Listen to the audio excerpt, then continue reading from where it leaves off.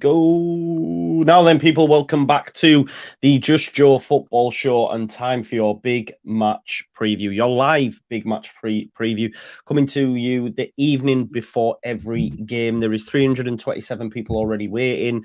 Please do smash a like on the video, subscribe to the channel. I'll put Lockie's in the description because I forgot again, and make sure you follow both Liam and Andrea, the returning Liam this evening. Big up to Liam, already in his hotel, ready for the big game tomorrow as well. So he's our roving reporter, our reporter on the ground, if you like.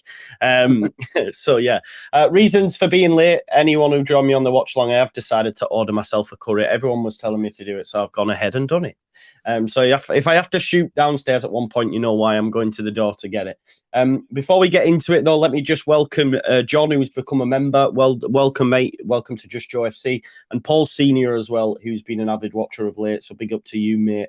And thanks for joining. And one last time, pay your rent and smash the likes on the video, please. Right, okay. Before we get into the Ipswich game, let's get your three lads' opinion on what's happened today with Amiri and Paintsill. Because, like I said, I've spoken about it already.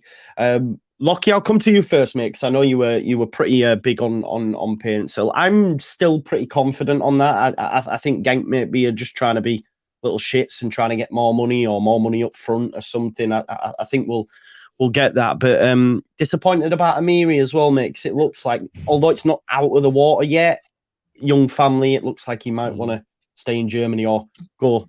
I mean, he was willing to move to Marseille, but I mean, you can't compare France to coming to Leeds, really, can you, mate? You know? Nah, yeah, I'm honestly, I'm so good about Amiri. But let's see, because Fabrizio has been talking about that all the last few days, and he's gone quiet, which makes me think there's not a definitive decision yet. I don't know. We'll see, won't we, on that one, I guess. Yeah. But yeah, honestly, I think it'd have been absolutely insane in this team. I really do. But if that didn't happen, it didn't happen. There's other options out there. I guess we've got to lick our wounds and move on with it. That's football, isn't it? Especially when you go for top players like him. Yeah. Yeah. Paintsill, again, we don't know what's happening with that one, but I think that might be still a thing, you know, like you said. I don't think that's over yet. I think they're trying to play hardball. We're just going to be like, right, we'll walk away. Will they turn down 10 million? That's a lot of money for a club in Belgium as well to reinvest that. So I think there'll be more negotiations, but I think what we have to do with either of these players is, don't spend too long on it now. Give it, I think, till after the weekend. And then if that's done, forget about it. Right, next targets, let's go, because there's a week left of the window. But if we can get them to, or if we don't, there'll be other options. Not as good as Amira for me, but there will be other options. Yeah, I agree with you, mate. I'm pretty relaxed about it now, which is mad coming from me because, you know, yesterday morning I was fretting, but just because I've seen how active they've been, I am pretty relaxed that if we don't get either of them, I think we'll go out and get someone else. Obviously, they're the preferred choice at this moment in time, but there are other players out there. Liam, if I was to ask you, mate, if you were a betting man, I don't know if you are, but if you were to put money on it, I asked this, I did a poll earlier on the Chelsea when I was doing the watch along. Do we get Amiri? Do we get Paintsill, or both, or neither? Like, where's your head at currently? Yeah, I think I'd probably go Paintsill. I think you're right in terms of Genk. I think it's just them wanting some more money.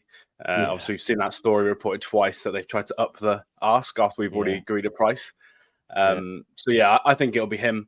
I think Amiri, I think it's odd for Fabrizio to go so cold after he was tweeting about it for like 3 days non-stop. So for me, I think that one could be dead in the water, but I hope not. But I think it's Paintsill. I did think it was odd we were trying to sign both. I almost wonder if they were seeing Amiri as more of a 6/8 that can play higher up the pitch if we need him to, because I think they both want to play as well. But yeah, now I'm starting to lean towards Paintsill, and then either they'll get another 10 or they'll play Somerville as the 10. But it feels like Amiri might just be dead in the water a little bit now. It does. And Andrea, you can't. The thing is on this, you can't blame the club this time, or at least I can't find a way to blame the club this time, because they've done all the right things. And in a sense, you can't really have a go at Amiri because, you know, he's got a young family and there is that to factor into it. And just to add on to what Liam was saying about Paintsell, at the end of the day, Genk are ready to move him on because they'd already agreed a swap deal with Southampton. So they're already factoring him not being at the football club. So I do think... And Paintsell wants to come as well. Exactly, yeah. Mm-hmm. So what are your thoughts on that, Andrea? I think the Paintsell one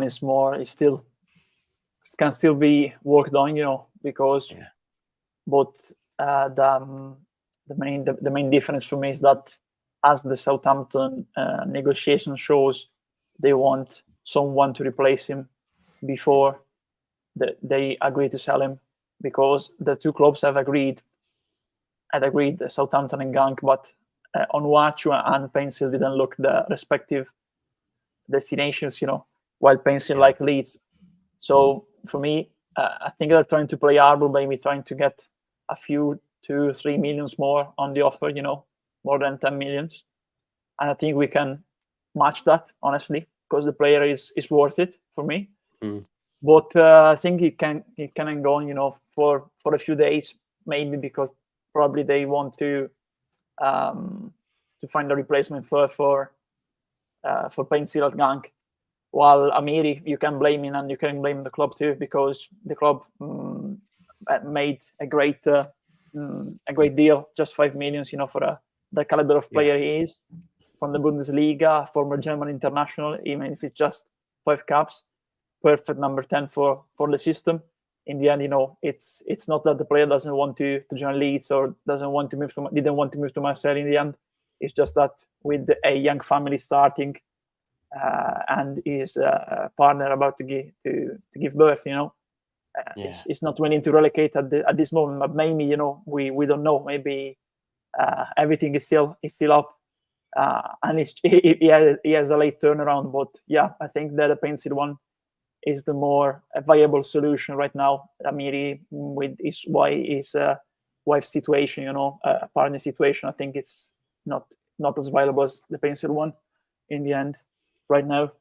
I'm just a quick update on this. This has come from Sasha Tavolieri. Yeah, there you go. Yeah, because the surname is Italian. Just for that.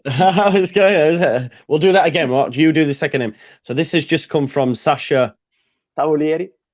Yeah, and he's just basically said that as told by Bob Fassen, Genk rejected first bid of Leeds United for Joseph Paintsell, €8 million plus 2 million on add-ons. The Belgian club answered with a counter offer today by asking for €10 million fixed transfer fee. So it looks like, I think this is just two clubs trying to bluff one another. Leeds saying, "Oh, we might move out," and them saying there. Just a quick update as well, which Liam just made me aware of in the chat. Bayer Leverkusen have reached an agreement with Southampton to sign Nathan Teller. So that's going to be 20 million plus a sell-on clause. So he will fly to Germany on Saturday for his medical ahead of the Bayer Leverkusen move. So that again throws, the Amiri thing. I guess I know they play different positions, but if we can take Amiri, I mean, his minutes might be lessened now. Again, I know plays in different positions, but they're spending money. Are they looking to recoup some of them from selling Amiri? What it also does is massively decrease Southampton, doesn't it? Because he's one of their better players. So that can only be a positive. No doubt we'll follow it. Over the next couple of days. And like I say, we've only got 7 days left now of the window, so we need to get a move on. But I'm confident we will. But we're here to talk about Ipswich. Very tough game. Very, very tough game. I found out they haven't been beaten in 21 games dating back. And I was talking to Benjamin Bloom last night, and I think he said the only reason they lost the other game was because of terrible conditions. Apparently it was really foggy and it should have been called off or something along those lines. So the record could have been even longer. So Liam, before we go into Lockie's deep dive, what are your thoughts? Obviously you're at the game tomorrow. how are you feeling about what Ipswich are going to bring? Well, I'm hoping I'll be a good luck charm because I was actually at that game that they lost as well. Oh, really? In the fog, because it was at Nice. Oxford, near where I live. So I'm hoping I'm a good luck charm. But yeah, it'll be interesting. I think it'll be the first game we play where a team's just not going to sit back. I know West Brom didn't sit as deep, but it was more of like a mid-block. Whereas I do think that Ipswich are not going to play like that. That's just not their style. They're going to be much more aggressive than the teams we've played so far. So I think it'll lead to a bit more of an end-to-end game, which could be fun to watch. But obviously, I think it's going to come down to how you defend your own box and how we finish in their box. And I guess we'll see what the starting lineup is. That'll probably be crucial for us because last week's team is going to struggle to put away those chances that we create. 100%. Whereas the options we've got this week, hopefully, mean that we should be able to kind of do a little bit better. But yeah, I think it'll be the most entertaining game that we played so far. And I'm excited to see how we play against a team like that because we've seen the whole let's just keep possession. We want to move it sideways, be patient. But I think tomorrow we're going to have to be a lot more aggressive because they're just going to press a lot higher than teams we've played so far. Yeah, definitely. Just while you mentioned there about the state of the squad, I've already spoken to these two about it. But what are your thoughts about Nonto back in the fray? And you know, we've seen a video clip tonight of Pirro, Cini, Somerville, and Nonto all being down and travelling with the squad, which is only we'll talk about our predicted lineup later on. But what are your just initial thoughts on Nonto, and how do you think he'll go down tomorrow in the away crowd if he does get minutes? I think he'll get booed tomorrow for me, definitely. Yeah.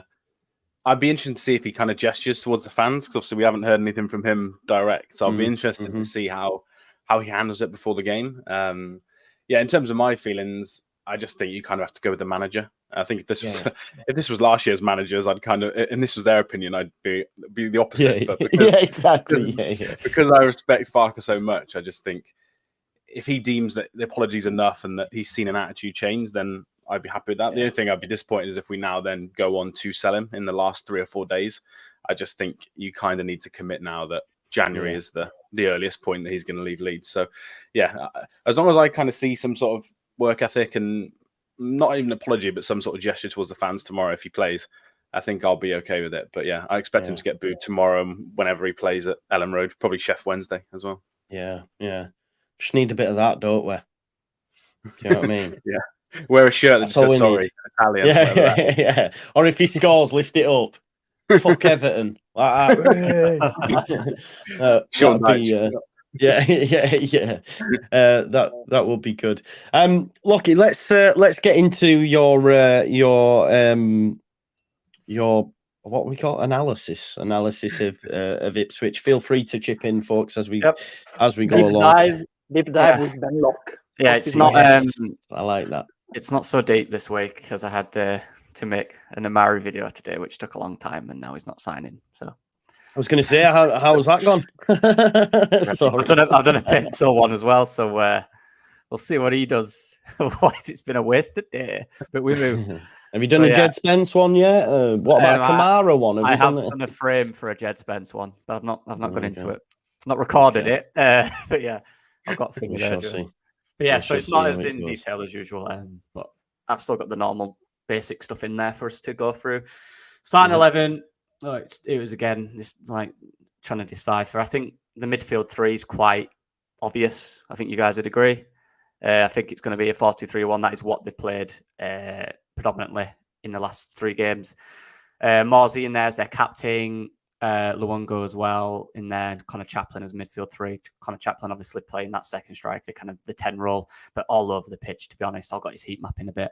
I wasn't sure about the defence. The centre-backs, again, is Burgess fit? I saw something in an article today that he's unsure about him.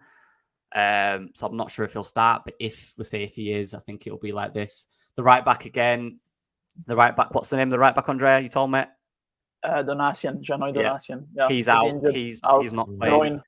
Groin issue. So I just to create conversation, I put Williams in there. I'm not sure if he'll start there, but Ben Bloom yesterday seemed to think he would. What do you reckon, Liam? Do you think Brandon Williams comes straight into the side? Maybe, I don't know. They've also got Clark as well who can play there. That's a very good player. Yeah, good with the ball at his feet. I'd probably guess Clark, but I think Williams is better. So I'd probably prefer if it was Clark. I think he only signed on Thursday, didn't he? So it's only been it's going to be 48 hours. I think that's quite close to start for a team that play such complex kind of in possession football. But we'll see. I think that's a position that they're trying to not let on Leeds know who's playing on Saturday. For me, if Burgess is injured and because he has like an ankle problem, and McKenna said that he isn't sure if he's going to be involved or not, they go with Clark, Wolfenden. Davis can play also as a centre back. So for me, they play with Davis as a left centre back and Williams as a left back. They're forced to do that basically because that's the situation, If Burgess doesn't make it, for me. I think Leaf Davis will go in at left centre back and then Williams at left back. Yeah, because they have.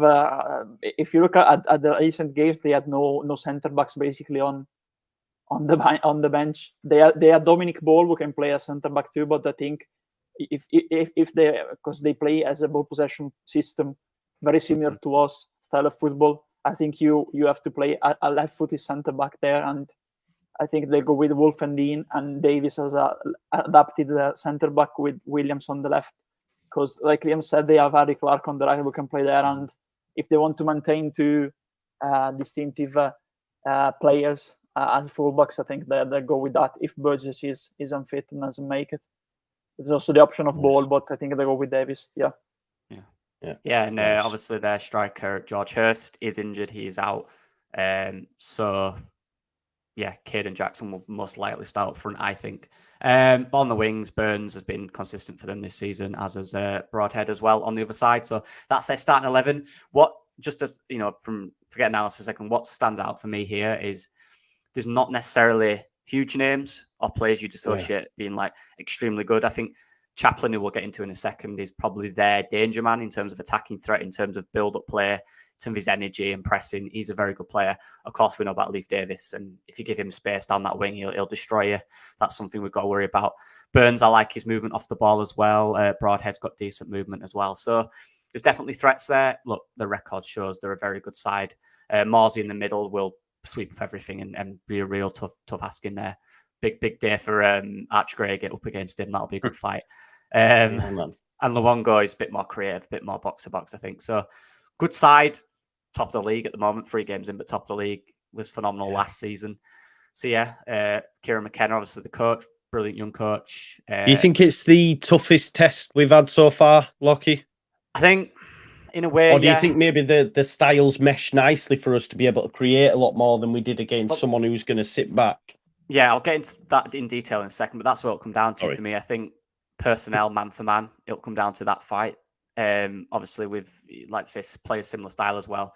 So it'll be down to the individuals on the pitch for me, man for man, a lot of it. Like you said there, we've gone through the names. George Hurst out.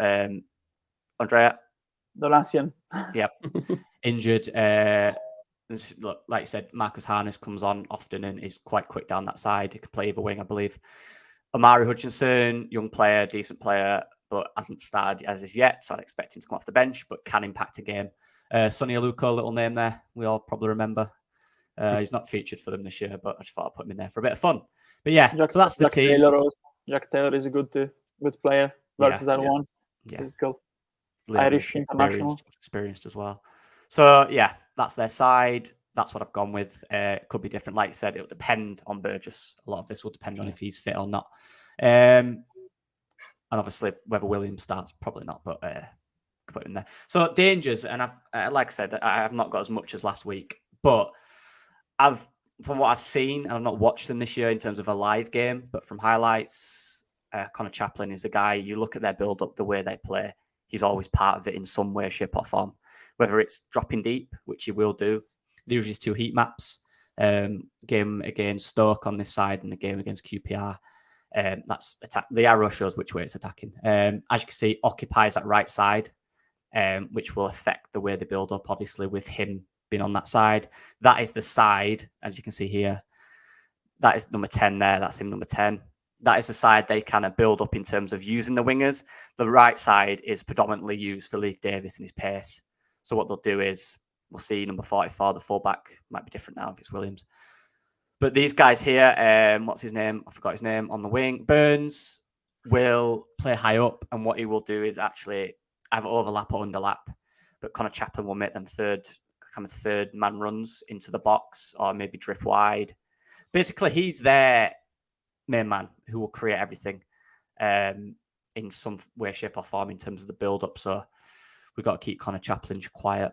What I also like about the midfield, this was against a back three, so it'd be very different. Against a back four, they played very high. They played 5 high up when they got the ball. And as you can see with the fullbacks as well. So we'll have to be disciplined in defence and how we counter it. Like I said here, right side movement with Burns and Luengo. Luengo, as actually left side movement. It likes to, again, push really high up on the defence. If Davies has space, Luengo will go in between that fullback, centre-back role and try and progress the ball forward. So they're a good side, good off the ball movement, good on the ball, without real star quality like we have, apart from maybe Chaplin, but a real good coach side that'll be difficult to beat. So that's it for kind of dangers. Cutbacks as well. I need to mention cutbacks. Every single, not every single, but a lot of crosses they have are byline, really deep. And Connor Chaplin will, and a few of us will just pack the edge of the box, which is shown here. This is the shot map from the last game against QPR. A lot of the crosses are from these areas, whether that's Leif Davis, whether that's the winger on the other side. I keep forgetting his name. Luke Ayling's going to be in for a rough afternoon again, isn't he? Let's be honest. That is part of it. But like I said, against QPR, they had better expected goals, expected assists higher, more ball possession, comfortable on the ball, good possession side. A lot of shots as well is something I picked up on. As you can see on the game, dominated it in terms of possession and momentum. A lot of the ball, a lot of shots. They're going to get shots off. They're going to pressure us. They're going to try and create chances on the edge of the box with Chaplin, for example. Tough game indeed. Anyone got any questions before I move on? No. If I can add something, they are really similar to us in various aspects. Especially they are a modern team. The way they play, ball possession system. Of course, the manager used to work for Man United too, so there's a little spark of the rivalry there, But he's very good. Is very good, and especially you have to appreciate the fact that the players seem to really looking also at their promotion last season. They buy the system, They believe in the system, and if you look at if you can go to the starting 11, Loki back. If you look at the names out there, of course, there's no apart from Brandon Williams, probably there's no standout name, but they are all good players for the specific system. And that's what we were talking about Leeds multiple times. You have to get the right players for the system, not necessarily the big names. And that's exactly what Ipswich have done. If you look at Wolfendine and Burgess when they play together, they are a good partnership. They are a tight partnership, especially. They have 2 fullbacks that can attack. Of course, Donation is not going to play, so we'll see who's going to play on the right. In possession, they are not too physical in the middle. They are fast. They can get forward. They can carry the ball. They can speed up the build-up, especially Morsi with the long balls to the wingers. Morsi and Longo. I think it would be like you said, Loki, a one-on-one battle, position per position, because it's very similar. If you look at Morsi and Luongo, their characteristics are really similar to Morsi, Ampadu, and Luongo, Italian-Australian, to Gray in that specific way. And Chaplin, of course, he plays in the number 10 position and he does that pretty well. But when he was at Barnsley at Portsmouth, he used to play also as a striker, as a winger. So it's also a similar situation to what we're going to see from us, from Gellert or Somerville or Nyontor Sinister, the one or Rutter was going to play in the middle, And it's the right players for the right system. So I think it'd be an entertaining game. But it also creates some chances for us, honestly, because we're not going to face a team sitting deep and waiting for us and trying to crowd. I think like McKenna said in his presser, it'd be two aggressive teams, And I think I was just going to say on the way they press under as well. So it's kind of like triggers. So they might let one of the centre backs have it, but the second it either goes to fullback or into the midfield, especially with Chaplin, they will initiate press quite high up. So when we're playing in the midfield, we have to be really careful or they will nick it off us. and then we'll be in trouble. Yeah, I agree, and especially, but I think if we cope with them pretty well, I think there will be spaces, and I think we can, with the hypothetical final third players, the four up front, the striker and the three behind. We'll talk about it later. I think if we use the spaces that will be there, pretty well, I think that would be the perfect game for us to create chances and play the way we want to play. Yeah. And that's it. How we beat them. The final bit. How do we beat them?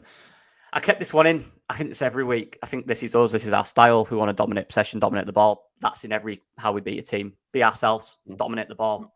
That's what we've got to do. That's a core principle. Be better man for man, like we spoke about.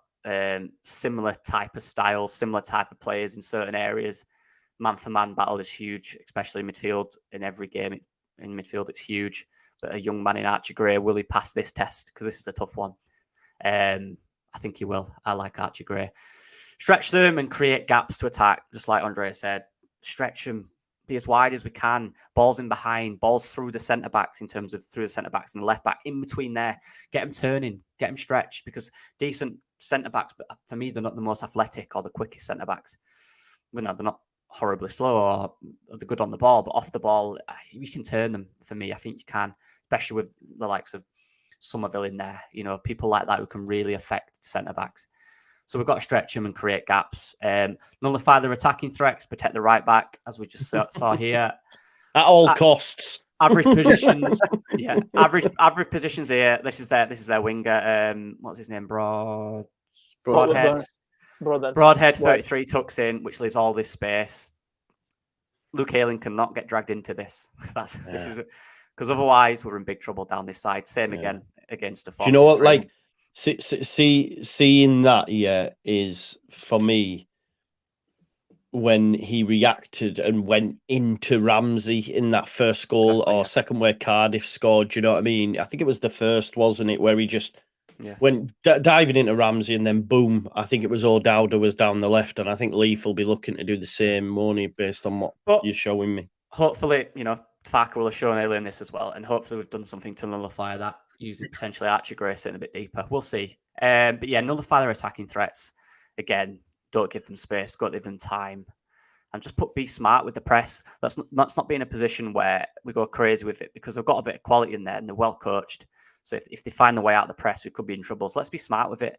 Let's put triggers in there, pressure a certain centre-back, or when it comes into the midfield, then press high.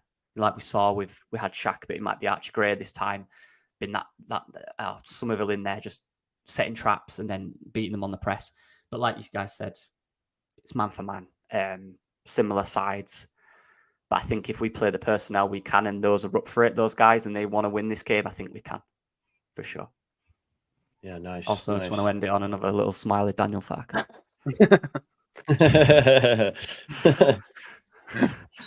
You've not done his teeth any favours there. I don't know what you've done with his teeth. They look yellow as. They're not that yellow. The description is when you see George Piero arriving at top arch. That's it.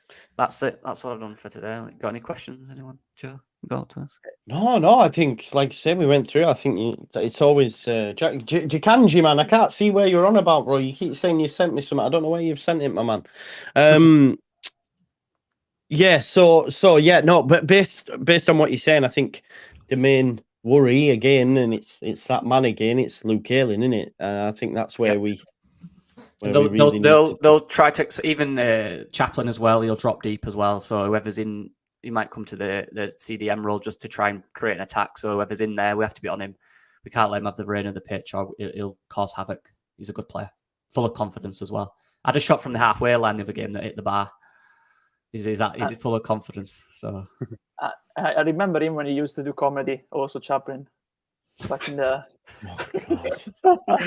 unbelievable. Yeah, that's bad. That is bad. That one written down. No, he's a good player, honestly. Have you been sat on that? Have you been sat on that all week? No, I used to like him. Also, add him at FIFA. Who, Charlie Chaplin? Connor Chaplin. Oh, right. Okay, yeah. sorry. Yeah. Back in the day. some years ago. You know. But definitely, I definitely think just to quickly round off on that, I know I do analysis report. I talk about the opponents more than us, but I think we can beat them. I do. okay. It's going to be tough, but now with the boost of Pirro in there and Somerville and Sinistera, with Road on in there now, we look a better side, don't we? Yeah, I think the thing for me, I'm nervous. I'm nervous about what they can offer, especially down here inside. But I think the positive thing is we're going to be facing a team that's going to be very similar to us, and therefore you would hope over the course of 90 minutes that our player quality sees us through. You know, because it's like under Bielsa, whenever teams came to meet us head on like that, we normally would dust them up. Yeah. Like it'd be mad games. You might see 5-4s and all that sort of stuff. But we would over the course of the 90 minutes be by far the better side. So it might play into our hands a little bit. I don't know what you folks think. Yeah, I think we can create more chances because of it, rather than having to rely on that time just keeping possession around the edge of the box till someone finds a pass. I think we'll have much more open space just because of the way they play. But one thing I was going to mention as well, in League One, they dominated possession so much. In the first few games of the season, it's not been the same. They've had to rely on transitions more. So I'll be interested to see, do they try and counter-attack us more? I think you'll be able to see in the team sheet, if they play Kane Jackson up front, he's extremely quick. If they play Ladapo, he's a bit more of a hold-up guy. So I think when that team sheet comes in, if you see him starting up front, you know they're playing for that transition over the top, down the sides, past Rodon, past Strauch. I'll be interested to see how much they want to keep the ball, or if they do actually want to just counter us, because we know how high Alien's going to play on that right-hand side. And then also, the other thing was, when they're defending, they play often like a 5. So Burns will be like a right wing back. I think that's why they've signed Brandon Williams, so they can sometimes play a 4, like a pure 4. So if he's playing tomorrow, I think you'll see 4. But if he's not, I think they'll do that 5 across the back, and that'll be hard for us to get Joy on the right hand side, because it'll be Ailing one-on-one with Leaf, and I think Leaf will probably win that battle both ways rather than just going forward. I think that's the key. I know we haven't spoken about the lineup yet, but I do wonder if they'll start your mate Jamie Shackleton on the right, because how far he can track back and defend Leaf. I know that's not necessarily the way Farke talks. He wants us to be the aggressor, but that's the perfect player in terms of running ability, because Leaf runs more than anyone in the league, pretty much. So, he's mint at bleep test. He's got that in his locker. I'll give you that much. The central part of the pitch will be fundamental in order to beat that pressing, especially trying to get. And the key word for me is verticality, because you have to go vertical and try to beat their pressing, and especially the run-ins behind from the wingers with the number 9 now. Finally, with the number 9 holding up the ball and creating the space and tracking, and with the defender following him and tracking him down, try to get the defender out of the line and finding the space for the players around him. Finally, number 9. Finally, that will be fundamental. The central part.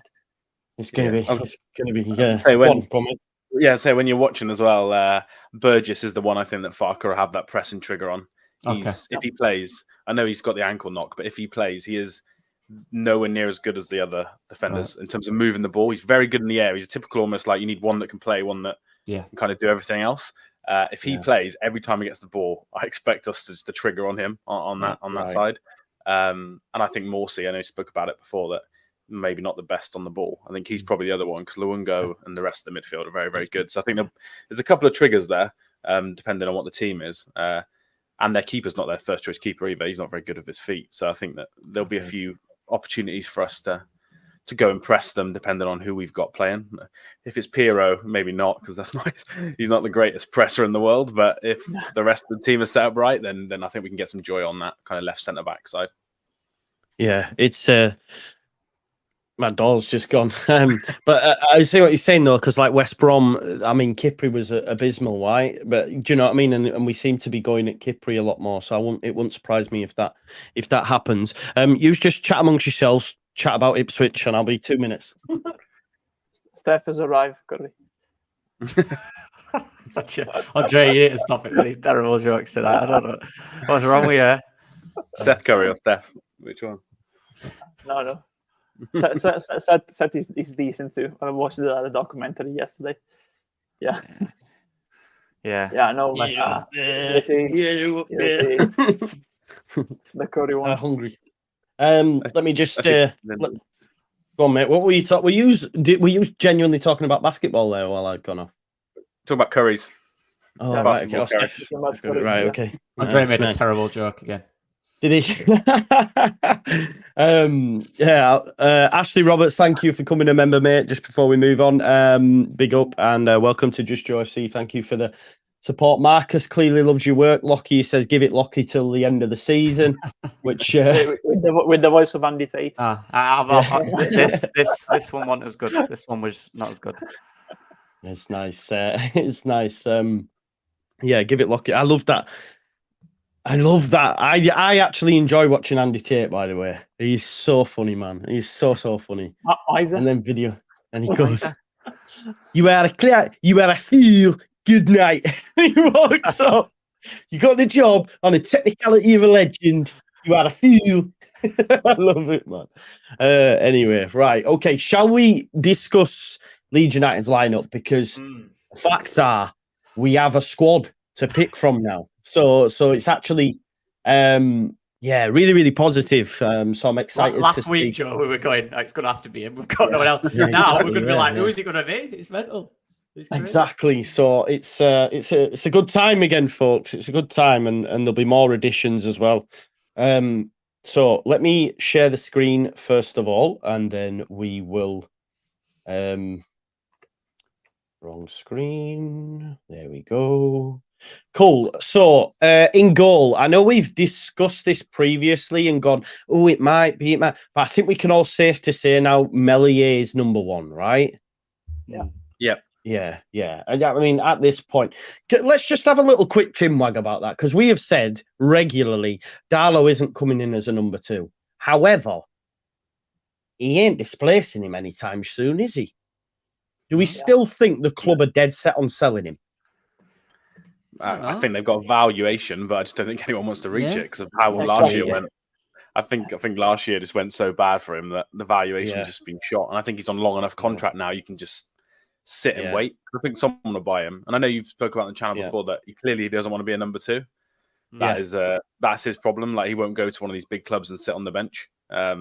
So I think, until he makes a massive error, I think that's when he swaps out, whenever that is. And obviously, we hope that doesn't happen. But it forces him to be at the top level week in and week out. Because if he doesn't play well, of course, we were all talking, and we all know that his ball distribution is the biggest worry right now. Also against West Brom, we've seen that he's not good with his feet, but between the sticks, I think that save was great. The save that he made, but it was unreal, man. It was unreal, that save. He's got to stop kicking it out of play though all the time. He's got. He's done it for seasons. Do you know what the thing is as well, Liam? His debut against Arsenal in the FA Cup, I thought we bought like an outfield player. He was that good. He was pinging them left, right. I was going, oh my God. And then it's just massively regressed. It's so bad. I think it's the style of plays that he's had to switch to and from. And it's kind of killed his confidence. Because there's only one thing now. It's like, right, where's Ayling? I'll just smash it.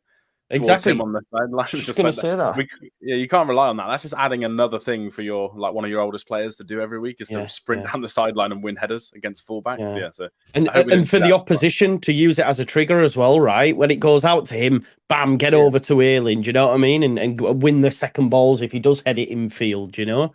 So that's why they press. They'll press like his left foot as well, just to make him kick across the pitch. So but apart from that, he's been good. But can I just say something? Can you drop them midfielders back a bit? It's giving me anxiety looking at the space behind the midfield. Look at that! Look at that space for Connor Chaplin there. Easy. It's the numbers on the shirt. It's the numbers on the shirt. The numbers stress me out as well. I know. Like it's called gegen pressing. That's very aggressive, wasn't it? Would you want me to? Do you want me to give you even more nightmares? Yeah, and go pure Jesse Marsh tax. You want to go? It's like a Christmas tree. There you go, and then just Nonto here. That was it. That Nonto SC we weren't we? So we could do that, right? Okay, so Meslier in goal then, and I think I agree with you. He's in staying in, and then if he makes a howler, in comes Darlow, and then it'll be the same until he makes a howler. Left back, are we all? I think. Shall we just say, are we all settled on the back four? We think it'll be Byram, Strauch, Rodon, and Ayling. Yes. Yeah. I think Yeah. so. Yeah. Okay. And that's good that we've got a settled back four, to be honest. Yeah, I agree. We need one. I do. We definitely do. Yeah. Right. Okay. Ayling. No, the other side. Big left back. Oh, yeah. for fuck's Jeez. sake! It's because it's number numbers. 2, man. It's these numbers, man. Telling you. Byram. But STIJK. people still Go on. complain. People still complain about Ayling, but I don't see him dropping. Honestly, I Nope. think his performance apart from the goal wasn't good against West Brom because he got passed various times by his opponent. He was a passionate performance on defining one, defining, like an act of defiance, when you going forward after we conceded, and he scored with that goal. But if you look before the goal, it wasn't a good performance. But I see him dropping, honestly, because Falcon needs players with experience. And honestly, I don't think he rates Drame, to be fair. No, I agree. no, I don't. I don't think he rates Drame. And that's why they're looking. Do you know the only people who? Do you know the only people who rate Cody Drama? Oscar. No, the only people that rate Cody Drama is people that haven't actually watched him play and seen that he's won 2. A player of the season at Cardiff, and this is going to trigger people in the chat, but he's won a player of the season at Cardiff and got promoted with Luton. That's what people, they haven't actually seen him play ball. And there's a reason why every manager at this football club that he's played under has refused to play him. I think Ayling's better on the ball for and that's why we're looking for another right back on the market, and there's those links with Jet Spence, And I'm seeing him linked with other clubs again, and I've seen Premier League clubs, and I'm like, I've seen West Ham and that, and I'm like, hang on a minute, is this the same guy that were linked with Dortmund and Newcastle before he went Luton on loan? He's got a very good agent. I say that much. If he goes anywhere, it'll be in the Championship. Yeah. I agree. Yeah. Anyway, Yes. we move. I feel really passionate about that, to be honest, because everyone, and I think it's more of a case of I still love the king that is Bill Ayling, to be honest. Happy birthday, Luke. So yeah, happy birthday. Although when they put a happy birthday Thurpo out, I just put get in the bin. I don't know, wish that guy happy birthday. The Spanish dancer. yeah, exactly. Right, okay. Let's. I mean, again, easy pick in the midfield, isn't it? It's Gray and Ampadu, and then this is where it starts to get very good. Very good. Probably our two most consistent performers this season. Ampadu. I've put an extra. I'm Ampadu. Sorry. I'm a bit tired, folks. Not with it. Right, okay. You know what, actually? I think in play Gray, but I won't be surprised if Shackleton starts in place of Gray in that position. I'm not having that, mate. Because of the track back of what Liam said too. I don't think he'll drop Gray. I understand. I think Gray can do that, though. Played right back for England in the thing. He did really well there. Potentially, I don't know. Yeah, I start Gray, but I won't be surprised if Packer this time starts Shackleton in place of Gray. It won't be a surprise to me. I'll start Gray personally, but I think he needs someone running all over the place because they are a fast team, fast build-up team. I think I won't be surprised if instead of Gray, he plays Shackleton, honestly. But my pick will be Gray, of course. If he picks Shackleton over Gray, I'll be very disappointed in him. Like my fault then. He can play Gray number 10 as well and put Shackleton there if you really felt like you had to. But yeah, we'll talk about it. Yeah, right. Just before we continue, over 1,000 people in the chat on Late Night Leeds, as is always the case. Thank you all for being here. Make sure you pay your rent and smash a like on the video, and do subscribe to the channel. And I've still not put Lockie's in, which I'm going to do now. All right, folks. So make sure you go on, and Lockie, you can be tagged, can't you, in the title? Yeah, I think so. I don't know. Yeah, you can. You've got over 1,000. Yeah. There you go. So Lockie's channel's in the title now. So if you click it rather than in the description, it'll take you straight through to his channel. Big up to our good friend Locks in the chat as well. Right. Okay. So how do you want to do this? Should we talk about the number 9 slot and then work out the 3 behind him? See, I think the fact that he's cup tied, the fact that he's already played 4 games, the fact that he's travelled with the squad, and we don't have a proper number 9, I think Joel Pirot starts. Does anyone? No, I don't disagree. Agree? You don't disagree? Because I thought yeah. Okay. That's a tough one. What? Yeah, I'm not Starts 90 minutes. Well, you're not play 90 minutes, but I'm just not sure. I'm not sure if he. I want him to. Like, let me think that. I want him to, but does he start? I'm not sure. I need to think that one for a minute. What say you, Liam? I think the fact they were so keen to do that late night transfer rather than drag it on to the next day so they could get the permits and stuff through makes me think they might. But it's because I don't know who else is going to play there if it's not him. Because I just don't think. The first thing we need to settle is that we need to click on the number 11. However. Because the numbers are messed up. We'll play him on the wing. It's fine. Okay, yeah, so I think it starts. Yeah, I think it starts. I think my worry. So I think because James been injured and Geldhart maybe being injured means who the hell's going to play? You need someone to play out wide on number 10. So I think Rutter might have to play somewhere else. So that makes me think you could be right with Pirot. I think what I'm trying to. Rodon came in similar time. 2 days before game? Didn't start. Kind of needed him as well. No pre-season at all for Joe Rodon. Exactly. Yeah. Joe Pirot's played 4 games and had a pre-season. I know, but I'm just trying to. What will he do? What will he tell him to do? Is that one training session with us? He'll say to him, "Kick that ball in that bastard net." That's what I'll say. Yeah, but look, Falke was so desperate to get to number 9 because during the games you saw that we were creating, but we were in clinical. We were missing clearly a number 9. I think he throws him straight in. You know, we need a number 9 so badly. You can't afford to leave him out tomorrow at the start of the game. You cannot. You simply cannot. For me, you have to play him. Just one sec. That has us back talking about Bradley. I know. I was going to say you've got to respect it. Amiri rejected as a blessing in disguise if we get Dak. Every time people go, is that Sunderland? Right, yeah. Tough one. Put him in for now and then we'll see around the team. Yeah. I want him to play, so play him. Yeah, why not? He'll be around. He'll just tell him to play last man, get in the box, link play up for now. He'll score if he starts as well. Yeah. He'll score. Yeah. Well, that'd be great, wouldn't it? Yeah. Great. Imagine debut goal. I know, right? I'd be sick. Right, okay. So do we go with the 10 next? This is tough, isn't it? This front four. Yeah.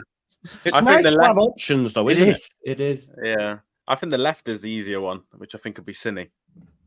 Yeah. So I think James is injured. James has got an issue with an adductor, Annie, so... Yeah. I think Sinistero, but I don't think he'll start Nonto first game back after what he did. I don't think so. Yeah, that's what I was thinking. Because if James wasn't injured, I think he might have played. I don't think he'd have dropped him. I know the other guys are better, but James has been playing well, and you can't really come in and be like, yeah, he just dropped. I think Sinner would have to work for that start. But if he isn't fit, I think it's a no-brainer to start Sinistero because he's good anyway, you know what I mean? Even if he's not been training properly. Yeah. But for the 10, it's tough. I think let's sort out the left position. Do we all agree it will be Cine? Or did you disagree, Andrea? I disagree. Nyonto for me. On them. Okay. I mean, Nyonto starts, yeah? Cine in the 10. Yeah, for me, especially if James is not fit enough to start, you have to start with Nyonto on the left and have Sinistero on the right, like in precision, like what happened with the Cardiff, when Cine was on the right and James was on the left. Do you not think, though, as much as it pains me, do you not think that might be Shackleton on the right again, just to help? I mean, I hope not, but I was just putting it out there. Well, Somerville's gone with the playing squad, hasn't he? Yeah. Yeah, they all have, haven't they? And we thought we were injured, didn't we? So I don't think he can be fit. Surely, didn't they say no, 6 weeks? surely not for 90 minutes. Yeah, but he was pictured leaving the thingy in the training kit today. So No one asked for an update, haven't they? It's because it's been so transfer. And when he gave updates, he only mentioned. Do you reckon he were injured? Leo. He mentioned Leo and someone else being back. Can't remember who else. And then he mentioned obviously Paveda's out and Dallas long term, but no one asked him about Somerville. No. But the fact he's gone with the squad. Yeah, surely You know won't what I mean? start though. No, maybe if you go Nonto left, then what are you doing? Sinistera right, Rutter in the 10. Yeah, can be a solution too. Potentially. Yeah. Yeah, I I like don't know that. who's going to play 10 if it's not True. Sinistera or Somerville. It has, yeah. Somerville or Rutter for me in the 10. The thing is, we have no idea how fit these guys are. We don't know if this is like they're going with the team. We know that, but are they fit? Are they going to play? Like, it's so frustrated. We do. Daniel Farker needs to tell us more. Yeah. There's an argument that we could put them all in, and that Sinistera, Somerville, Nonto, and Pirro will be on the bench. Because we've been pretty spot on so far with our lineups, haven't we? We've been pretty good with them, but this one might be a big L. I'll be honest. Yeah, it will be, won't it? But it's nice to have options, man. It's nice to have options. Right, you know what? I'm gonna say Cine. Oh, is Somerville fit? I think Cine. That's what I mean. If Somerville's fit, he goes in the 10. If he isn't, then I think it's Rutter. Yeah. Same. Who's on the right? Sinistera. I think Nonto will play me. I think Nonto will play and Cine play. I do genuinely think he'll throw, because he said in his presser, he went, he's got a short on the pitch, and then he said towards the end and maybe even be in the squad. So I think the fact that had Gelhardt and James not got injuries, I think they wouldn't. But my only thing is, listen, and I know I give him banter and that, but I thought Shackleton did play well last time out. Technically on the ball, he's pish, but he did do a lot in terms of. Yeah, and I think he might use him still. I think he might reward him for that decent performance and keep his spot on the right. As much as I don't want him to, I think he will reward him. I'd worry about Sinistera tracking back on the right against Leaf. I would. That's what I'm saying. So that's why I think Shackleton goes on the right. But when you have options with wingers, you have to use the wingers, not adaptive players. I agree. Yeah. That's my point. What about Cine in the 10, Nonto on the left and Rutter on the right? Yeah, I was going to say we've not seen them actually put Rutter in the middle. So I think they could have him on the right and cutting inside on his left foot. Because then you can leave Sinistera to kind of wander that middle of the pitch and not have to track back as much as he would if he played on the right. So I think, I prefer it that way around, I think, out of those two options. This is tough. You okay with that, Andrea? Repeat that, please. I said Rutter on the right. Are you not paying attention? No, I was paying attention, but we've talked so many options that True. We've gone from nothing to like 10 players that can play in one position. Yeah, we said Rutter on the right, Cine in the 10, Nonto on the left. Nonto on the left, Somerville in the 10, and Sinistera on the right for me. Are we saying Somerville's fit? Are you saying he's fit? You think he's fit? Yeah, I don't think. What was the injury? I don't know, but Ankle, wasn't it? No, muscular one, I think. They said 3 weeks, didn't they? Yeah, if he's not fit enough, I go with Nonto. Yeah, but I think I'll play then Sinistera on the left, Nonto in the middle, and Rutter on the right. But it can be a similar one. Will he start like you straight away? Will he start straight away after what's happened? I think he will. Really? Yeah. I think he will, unless James can play. I think if James can play, then if James can play, you go with James. If somebody is not fit, Rutter probably, and Sinistera on the right. Like you were saying, it can be an option too. Do you think for Nonto as well, it's better to introduce him away from home? For sure. Yeah, it's better than get a little 100%. taste of it. That's what I'm saying. Because I tell you what it is, if he plays, right, tomorrow, scores, he's involved against Salford, scores again. By the time we play Sheff Wednesday, the Boozer ain't back at mind. Do you see what I'm saying? Yeah, that's his problem in the end. If he starts, it's up to him to make up to the fans. It's not the team's problem in the end. It's his task, to get back to the fans and perform at his best level and show commitment, because he refused to play thrice. I still expect an apology, to be fair, honestly. Same.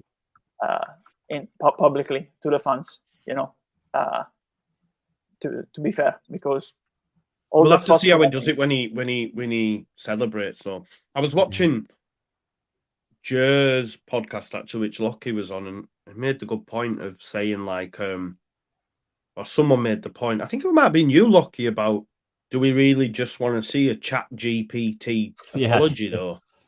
This is me personally. Will that not just get grief though as well? Do you know what I mean? It would do. It would do. For me personally, I honestly if people are entitled to apology they want, that's fine. For me personally, I just want him to come on the pitch, play well. When he scores or after the game, go at the fans, do this, apologise, take the stick and get on with it. That's what I want him to do personally. But if he brings out an apology as well, that's all right with me. Program notes, potentially something in there. Yeah, exactly. I think he needs a public apology, because the last few weeks, the only big talk about around Leeds, even more than the playing side, was Gnonto, and he's put himself in that situation, refusing to play three times, not boarding the bus, that transfer request before the game against the WBA. He needs to explain the situation right now. What happened? Why he decided not to play? Why he only did a sanction request? And now what's changed? What are we not asking too much of him though, man? He's 19. Yeah. Well, I know I called him a rat and that, but what do you want to do? Him to stand up and hold a press conference and that, and take questions from us. You know what I mean? I just think know if Fark will want him to do that. No. Yeah, he could say something stupid to get himself in. Yeah. I almost think maybe Fark might give us more information on stuff like that potentially. I don't know. Well, after the game, the players usually post pictures of the game on their Instagram. Yeah. Oh yeah, maybe a picture there and a little apology in there. Yeah, exactly. Yeah. Can you imagine? Go on, mate. Go on. It'd be quite funny if he scores and they do the whole, they interview one player on Twitter, video after the game, and if they're just oh, go on, let's just give it to him, and he has to do an apology to the BBC reporter. Say sorry now. Yeah, say sorry. Start it off with, but yeah. It's it's a bit mad. People are saying, I know they're saying it tongue in cheek, but can imagine him centre circle, Big Lee at Ellen Road like that. Now Willie Gnonto, and he walks into the middle. I just want to apologise. Right, okay. We've had Alex Smith says, "What curry did you go for, Joe? Is it a Rodon, Josh?" I like that. Mate. No, it's Sri Lankan. I've just eaten me onion bhajis because people were asking me. David says, "Come on, guys, make your minds up." We're bottling it, aren't we? We are. Right, can we just clarify? Right, are we saying Somerville's injured? Yes or no? What we saying? Yeah, we'll say he's injured. Let's say he's not fit. For the sake of it, we're saying Dan James isn't fit as well. Yep. Yeah. Right. Okay. So for me, I'll give you mine. If that's the case, Cine in the 10, Gnonto on the left, Rutter on the right. Okay, I agree. That's just me. I agree. You've convinced me, and you can pay me later, Rand. You've convinced me. Yeah, Rutter is better on the wing actually, not in the middle. I agree. So Senior Rutter and I'm like that. Where's the other players? Number 6 right down here, man. What's going on? Okay, that's dangerous. That looks better than it did last week. Oh man, I can't lie. It With is Somerville in there and Dan James. Worlds apart. It's worlds apart, isn't not it? The best at defending from the front against a team like them, though. But we'll score more than them. That's the plan. Yeah, Kevin Keegan. Hopefully, we'll see an extra 10% from Gnonto. In terms of pressing and stuff like that, work rate. Hopefully. Yeah. Yeah, I'm hard as well. He's just not played great, is he? But he always works hard. Rutter does. Yeah, he does. I know this might sound wild, but I was watching Nicholas Jackson tonight because obviously I captained him in my FPL over Haaland. I went brave. And I said sometimes Rutter reminds me of him a little bit, just that he's got these big gangly legs and his touch can be heavy at times and he's chasing it. Do you know what I mean? Jackson's better. I mean, he's got more pace and sometimes he does make great touches, but Rutter, I don't know, just the running style of the man. It might be a wild shout, but Poor lad. no, he does. He sometimes, I remember the first time I seen him, I said he run like a giraffe. It was a bit all over, but I've said this, but I run weird, so I can't. I run really weird, but it works quite quick. So maybe the quickest people run the weirdest. Yeah. True that. Now, let's get some score predictions in for the game and first goal scorer. Now, we do actually have. I just want to shout out Jamie Farrell, who's taken time to just send me a spreadsheet with macros and everything. Because I'm terrible with stuff like that. He's not only done it with this prediction, he's also done it with the White Rose Rivals as well. So big up to him for doing that. So I'm grateful for that. I'm just gonna get the just get it up so we can see what everyone's got at this moment in time. Just bear with us 1 minute. So I need to take a screenshot though, because for whatever reason I can't share a spreadsheet when it doesn't show up as an option. So this is what we've got up to this point, folks. For those, oh, hang on, Control Command 4. There we go. Oh, Shift Command. People on Twitter saying Paintsil's going to go to Southampton now. They've sold Teller too. Yeah. Nah, it's not. I think he's already turned them down, hasn't he? Yeah, exactly. Yeah. Do you know what I mean? He's already turned them down, so I don't see that being a thing. Otherwise, he'd have already gone because the deal was all but done. So, we have to do it. If they do put a bid in, we'll have to match it, and he'll choose us. Yeah, exactly. So I think we'll be fine. So I'm just putting it up. So this is the current situation we find ourselves. We've only got 1 point, or Lockie's only got 1 point, and he got that point for getting the correct Leeds first goal scorer on our opening day victory, opening day draw. Outside of that, we've really struggled. So we'll get some in, and as I say, Liam can pick Lloyd. So go on then, Liam. We'll start with you, mate. So what you have to do, mate, is score and then first goal scorer. But if it's an Ipswich player, it's fine. We go with the first Leeds goal scorer. Cool. I'll go 2-1 Leeds. Okay. Here we go. Yeah. And I'll go Rodon from a corner. Oh, I like that. It's a good shout, that. Okay, Andrea. Well, you know what? Actually, it's a difficult matchup, but I think we'll be fine. 2-0 for us. Away victory. Oh, comfortable 2-0. Oh, no. Yeah, and I think the first goal scorer will be Pyro.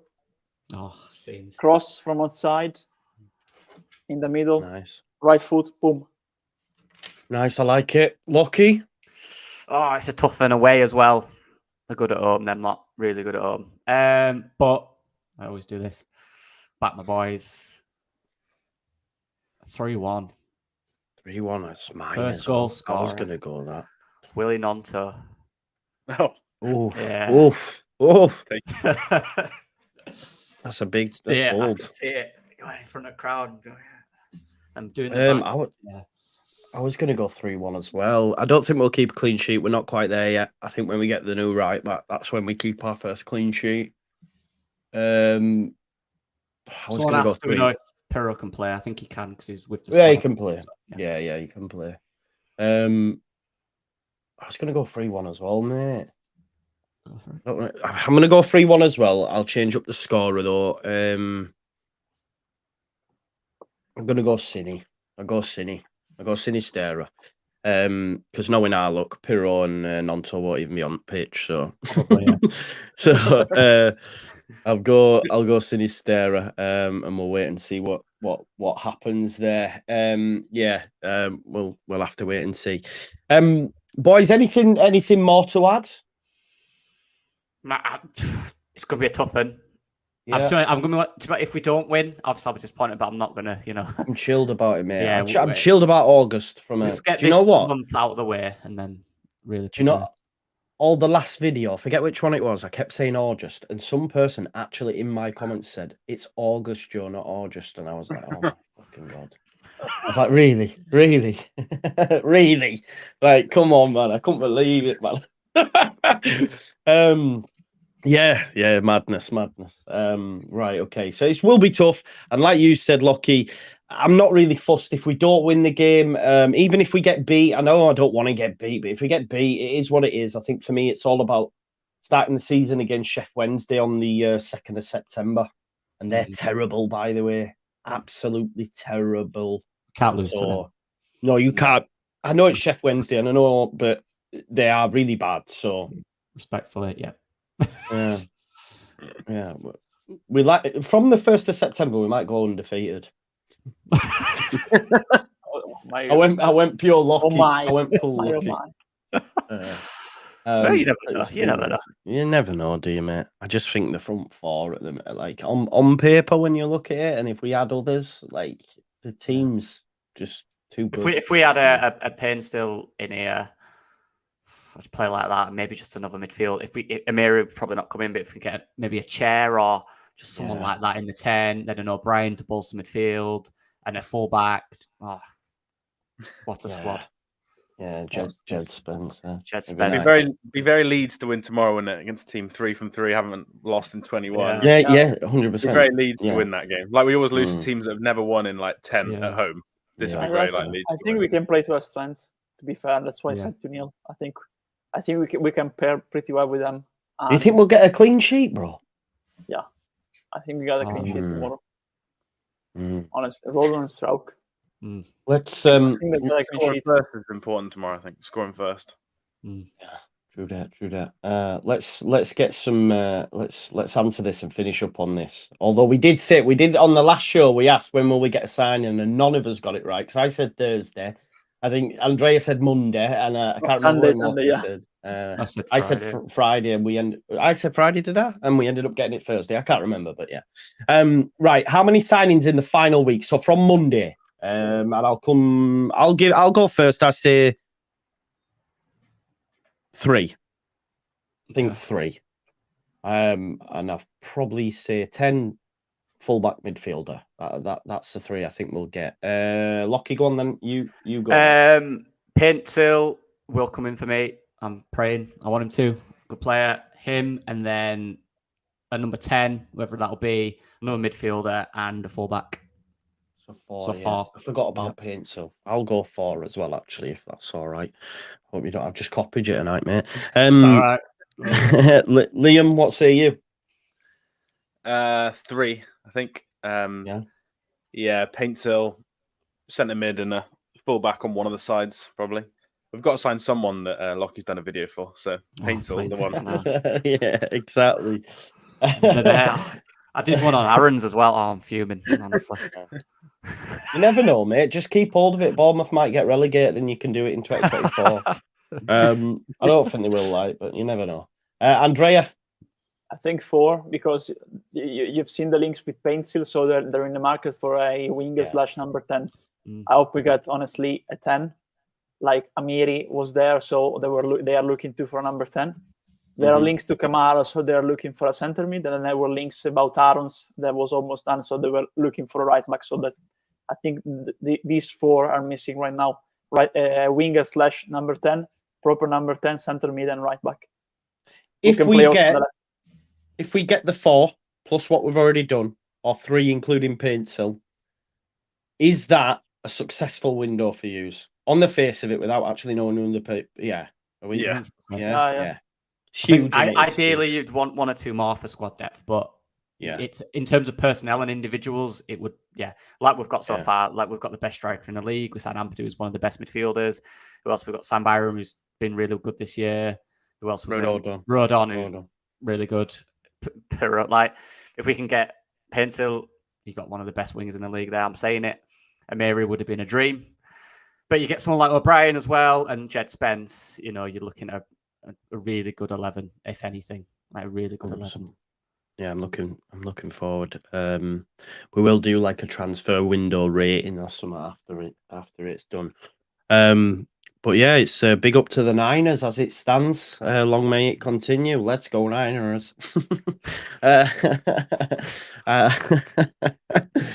Anyway, I think we'll leave it at that. Thanks as always for watching. You can catch me live from tomorrow at 2 o'clock. If you're watching the game, you might see Liam in the crowd, and I'm sure Lockie will have some post-match thoughts. And of course, Andrea will be joining us on the final word, no doubt. Enjoy the rest of your evening. Enjoy SmackDown. Rest in peace, Bray Wyatt, if you're going to be watching that.